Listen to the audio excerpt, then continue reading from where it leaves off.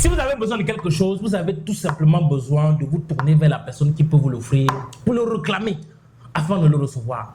Comment est-ce que vous pouvez continuer à souffrir d'une maladie chronique, dites entre guillemets incurable, alors que permis 111, qui est le pouvoir de vivre 111 ans, qui est la conduite optimale de votre véhicule corporel, peut vous montrer comment réveiller l'extraordinaire pouvoir de guérison qui sommeille en vous. Mais encore, permis 111 peut vous montrer comment éviter de tomber malade.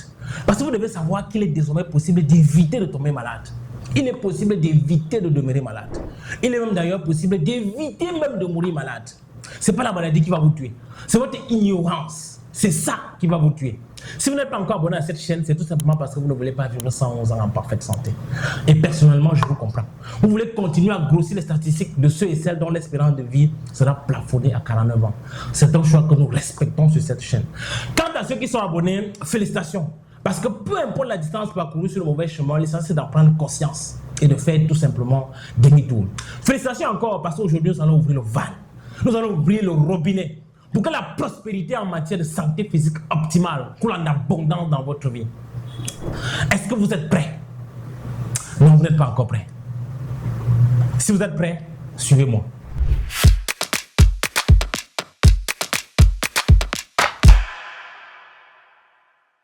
Prenez 11 secondes pour accueillir ce que vous allez recevoir.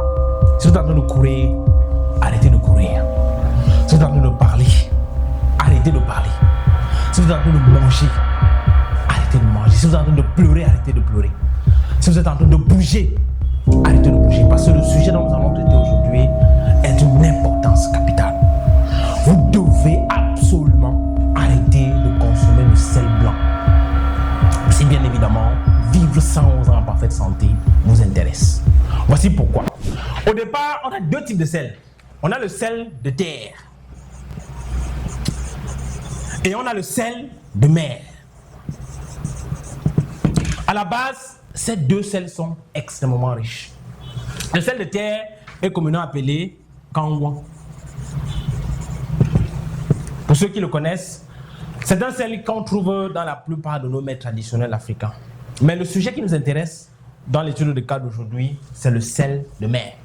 Je l'ai dit, le sel de mer est extrêmement riche. Pour preuve, la composition du sel de mer bio, qui n'est pas encore affiné, a les mêmes éléments dont votre sang a besoin pour fonctionner de façon optimale. Ça veut dire que quand vous consommez le sel bio, votre sang est à l'aise, à 100%. Maintenant, le sel, il y a beaucoup d'étapes qui se passent entre le sel de mer, qui est bio, et le sel de cuisine, qui en réalité est un sel raffiné. Il y a énormément d'étapes. Et aujourd'hui, nous allons voir les différentes étapes qu'il y a dans le cheminement pour arriver au sel de cuisine. Je l'ai dit, le sel de mer est extrêmement riche. Et si vous avez besoin d'une vidéo dans laquelle on va vous expliquer pourquoi est-ce que le sel de mer est aussi riche et même pourquoi est-ce que le sel de mer est salé alors que l'eau par exemple des lacs ne sont pas salés, vous pouvez tout simplement écrire en commentaire le titre de la vidéo suivi de 1 pour que nous réalisons une vidéo dans laquelle nous allons accorder toute notre attention sur le sujet qui vous intéresse. Revenons à notre sujet. Je l'ai dit au départ, on a le sel de bio, on a le sel de mer qui est bio, qui est riche. Ce sel de mer là est en cristaux, c'est des gros granulés là.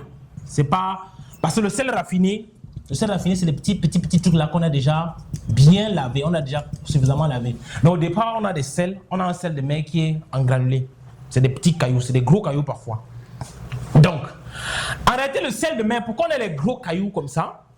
Parce que c'est un ion. Un ion a des charges positives et négatives. Ce sont ces charges-là qui se rejoignent pour former ce qu'on appelle ces granulés, ces gros cristaux-là. Maintenant, pour qu'on puisse extraire les éléments dont on a besoin de quelque chose qui va permettre de séparer ces différents éléments-là.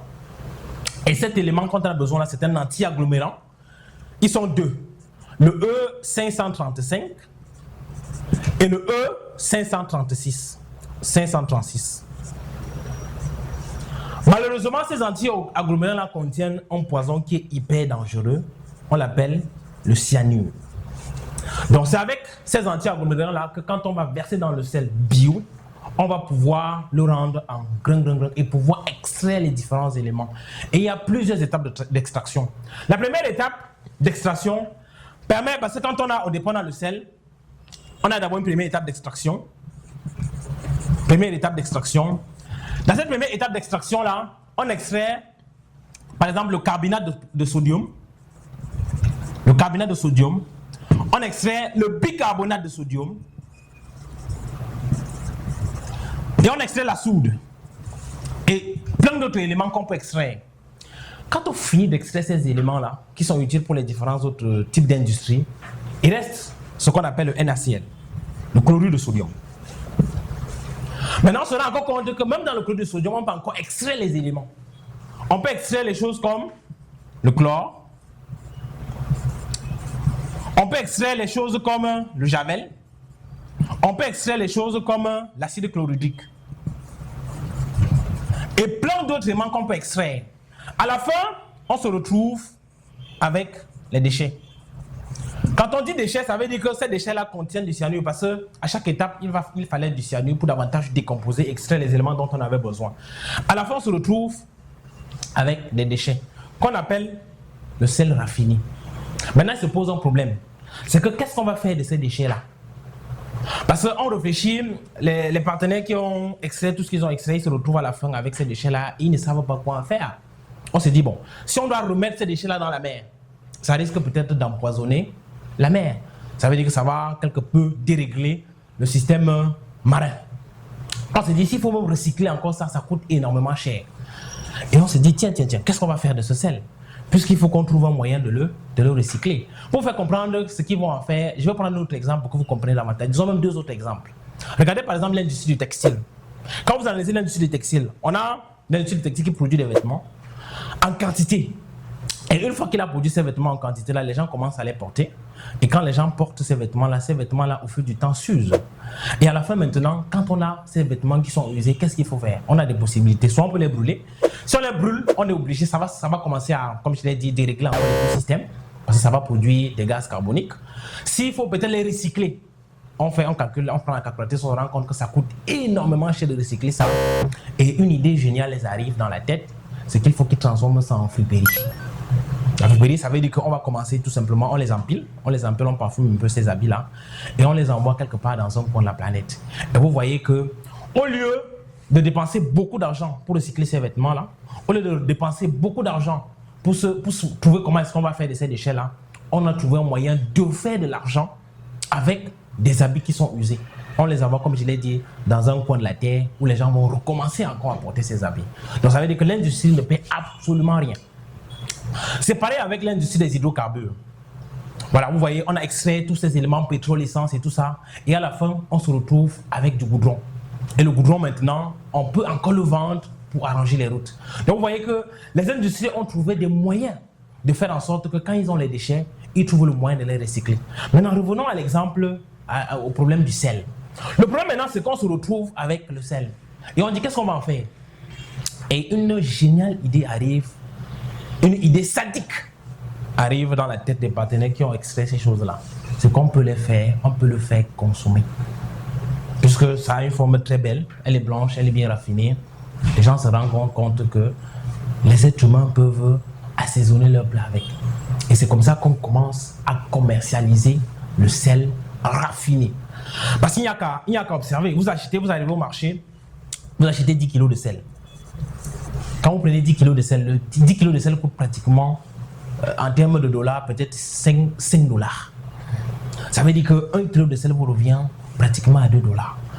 Quand vous récupérez cette quantité de sel à ce prix-là, est-ce que vous pensez que réellement, parce que vous n'avez aucune idée du travail qu'il y a entre ces différentes étapes, ça veut dire que vous n'avez aucune idée. Si on vous met dans la chaîne de production, pour l'extraction du sel de mer, c'est extrêmement complexe. Et vous pensez qu'une entreprise qui va vous livrer, vous qui êtes le dernier maillon de la chaîne, vous achetez ce sel parce que pour qu'on arrive à vous, il y a énormément de personnes dans la chaîne de production. Il y a l'usine qui va produire le sel, et il y a maintenant le gros distributeur, il y a le sous-distributeur, il y a le détaillant, et il y a vous, la dernière personne qui achète. Donc toutes ces personnes-là ont mis leur marge, et vous êtes le consommateur final, et vous achetez un sel aussi moins cher. Il y a des questions normalement que vous deviez vous poser. Parce qu'on a bien calculé, on a déjà extrait tous les éléments importants et utiles dans le sel qu'on a vendu. On a fait de l'argent et on s'est dit, ok, avec les déchets qu'on a, il faut bien qu'on fasse quelque chose. Et comment on se rend compte que voilà, on peut faire consommer ça aux êtres humains, le mal même n'est pas à ce niveau-là. C'est parce que ça devient encore plus vicieux parce que quand les êtres humains commencent à consommer ça, qu'est-ce qui va se passer? Comme c'est un poison, ça va leur permettre d'avoir soif.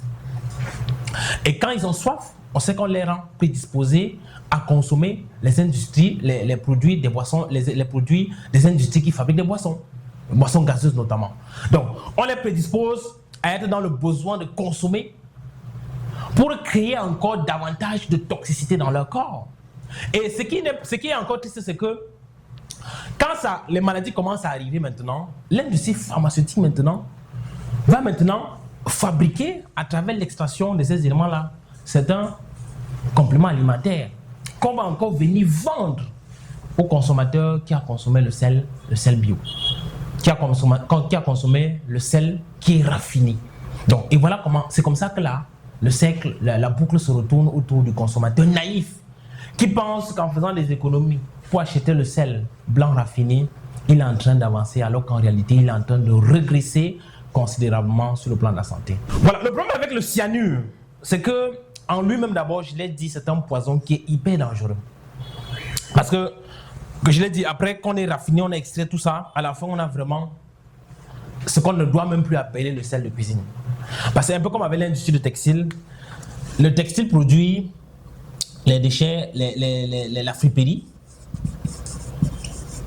Un peu comme avec les industries de l'électronique qui produisent les brocantes, qu'on envoie toujours dans certains coins du monde, la brocante. En réalité, pour faire une sorte d'analogie, le sel de mer devait être comme la friperie alimentaire. Parce que ce sont les déchets de ce qu'on a déjà suffisamment extrait. Malheureusement, on le consomme. Un peu comme avec la brocante. Donc, c'est comme la brocante alimentaire en réalité. Donc, si vous avez compris, si vous voyez ce que c'est que la friperie, en réalité, le sel de cuisine, c'est la friperie. Le sel de cuisine, le sel raffiné, c'est la friperie alimentaire. Si vous savez ce que c'est que la brocante, en réalité, le sel de cuisine, c'est la brocante alimentaire. Donc, quand vous consommez déjà le sel de cuisine, à l'état même non cuit, vous commencez à télécharger les pathologies comme l'insuffisance rénale, les problèmes rénaux, les maladies cardiovasculaires et même le cancer de l'estomac. Ça, c'est à l'état pur. C'est-à-dire que vous consommez ça sans cuisiner.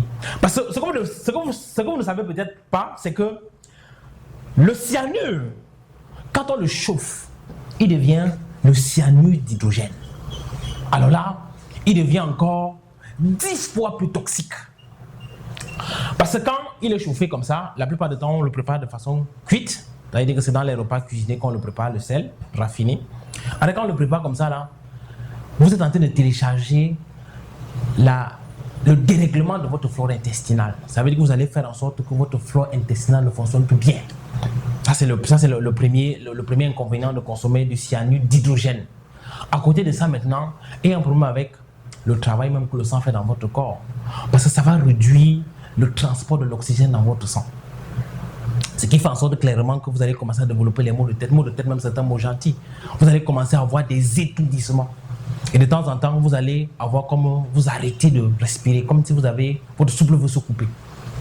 Mais autre chose que le cyanure d'hydrogène peut provoquer encore en vous, c'est que de temps en temps, vous allez sentir des fatigues bizarres, dont vous n'allez comprendre aucune origine. En réalité, c'est généralement quand vous consommez la nourriture salée, dont vous avez cuit. Voilà, regardez les inconvénients de cette brocante, de cette friperie alimentaire, de cette brocante alimentaire que nous consommons quotidiennement.